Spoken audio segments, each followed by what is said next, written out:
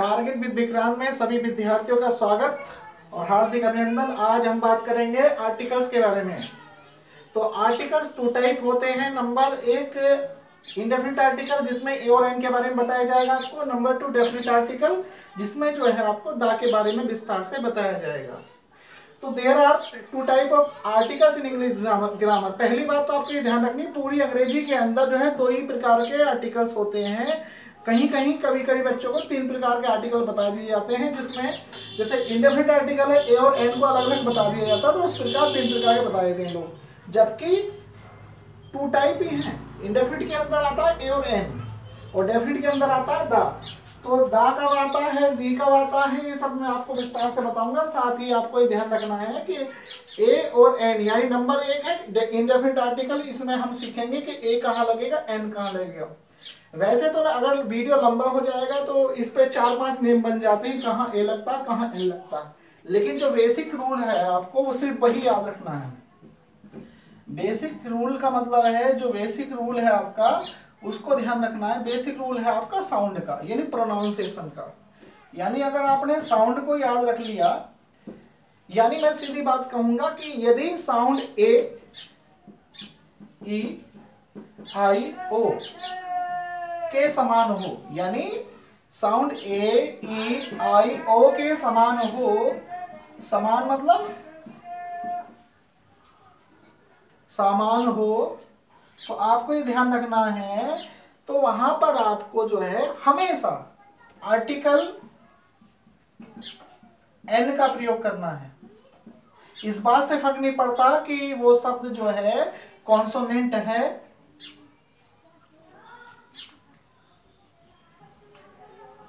या बोबिल, यानी इस बात से फर्क नहीं पड़ता कि वो शब्द कॉन्सोनेंट है या बोबिल।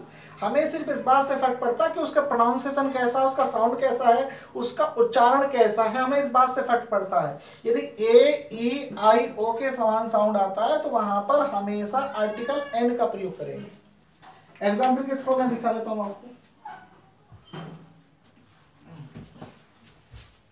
देखिए कि कैसे जो है आर्टिकल नंबर 1 देखिए example,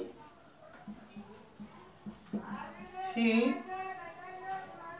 is an intelligent boy।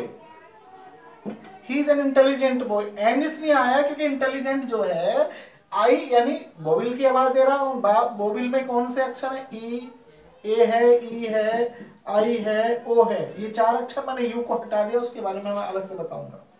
तो आपको यहाँ ध्यान रखना, तो इंटेलिजेंट आ गया। क्यों आ गया यहाँ पर एन, क्योंकि आई जो है बोबिल की आवाज दे रहा है। नंबर 2 देखिए,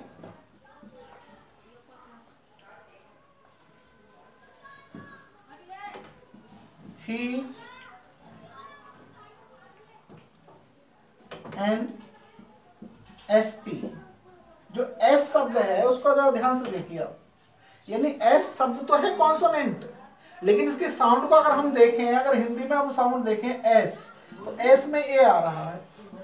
तो जब ए आ रहा है तो उसके अकॉर्डिंग हमने ये ध्यान रखने वाली बात ये है कि वहां पर बहुत से बच्चे, बहुत से स्टूडेंट्स क्या करेंगे यहाँ पर कि यहाँ पर ए लगा के चले जाएंगे, जो कि गलत हो जाएगा। यहाँ पर एन लगेगा। क्यों लगा, देखिए यहाँ पर, यहाँ पे क्या था, यहाँ पे बोबिल था, यहाँ पे कॉन्सोनेंट है। यहाँ बोबिल है और यहाँ कॉन्सोनेंट है, लेकिन दोनों जगह हमने एन ही लगाया। क्यों लगाया, क्योंकि साउंड के ऊपर है सब कुछ टिका हुआ, कहाँ ए लगेगा कहाँ एन लगेगा।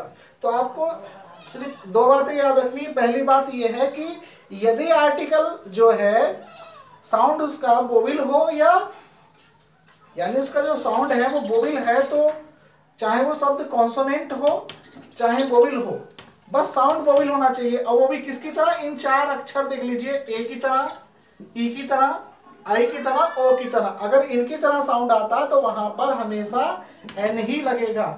यदि इनकी तरह साउंड नहीं आता है, चाहे अक्षर बोबिल से क्यों ना शुरू हो, वहां पर हमेशा ए लगेगा। क्लियर। एग्जाम्पल के रूप में और दिखा देता हूं मैं आपको। You are an STO। देखिए तो यहां पर N लगाया मैंने, क्यों लगाया? क्योंकि S जो है, फिर से S जो है क्या है? S है देखने में कॉन्सोनेंट, लेकिन साउंड काय का दे रहा, प्रोनाउंसिएशन कैसा है इसका? यानी बोबिल की तरह, S यानी A की तरह आवाज आ रही। और देख लीजिए, I have an HMT watch, यानी मेरे पास HMT की एक घड़ी है। H यानी H शब्द है कैसा? जो H शब्द है वो कैसा दे रखा है तो कॉन्सोनेंट, साउंड कैसी है? H यानी A के समान साउंड आ रही है, इसलिए अब यहां पर भी H लगेगा। नेक्स्ट और देखिए, यू हैव आवर, तो यहां पर देखिए यू हैव एन आवर, आपके पास एक घंटा है, यू हैव एन आवर, तो यहां पर यानी H आया, लेकिन आवाज कैसी है? A के समान। तो जहां आवाज A के समान आती है, E के समान आती है, I के समान आती है, O के समान आती है, वहां पर आपको इस बात का ध्यान रखना है कि वहां आर्टिकल N का ही प्रयोग होगा। इस बात से कोई फर्क नहीं पड़ता कि वहां कॉन्सोनेंट अक्षर का प्रयोग हुआ है या वोवेल अक्षर का प्रयोग हुआ है, सिर्फ फर्क पड़ता है तो प्रोनाउंसिएशन से। ओके, तो मैं समझता हूं कि आपकी बात समझ में आ गई होगी कि कहां N लगेगा। तो N कहीं भी लग सकता है, सिर्फ ध्यान रहे कि आवाज यानी उसका प्रोनाउंसिएशन वोवेल होना चाहिए। वो भी किसकी तरह? A की तरह, E की तरह, I की तरह, O की तरह। ओके, और देख लीजिए, जैसे मैंने he is one eyed boy. अब यहां पर भरने की बात आती है तो बच्चे गलती करें ओ को देख के, यानी वन, लेकिन जब ये शब्द ओ से शुरू है लेकिन इसकी जो साउंड है वो बे, यानी ऑन ना आके इसकी साउंड आ रही है बे, यानी वन। तो इसलिए हमें यहां पर आर्टिकल यानी ना ए की आवाज इसके अंदर है, ना ई की आवाज इसके अंदर है, ना आई की आवाज इसके अंदर आ रही है, ना ओ की आ रही है। जब इसकी जैसी आवाज नहीं आ रही तो आप समझ जाइए जब आवाज ऐसी नहीं होगी तो वहां लगेगा ए। अब यहां पे ए क्यों लगा? क्योंकि इसकी सबसे बड़ी दिक्कत ये थी कि ये दिखने में तो है, लेकिन जो इसके कार्य है, जो इसका साउंड है, जो इसका प्रोनाउंसिएशन है, वो ओ के समान नहीं है, इसलिए यहां पर लगेगा a. He is a one eyed boy. This is a one side statement.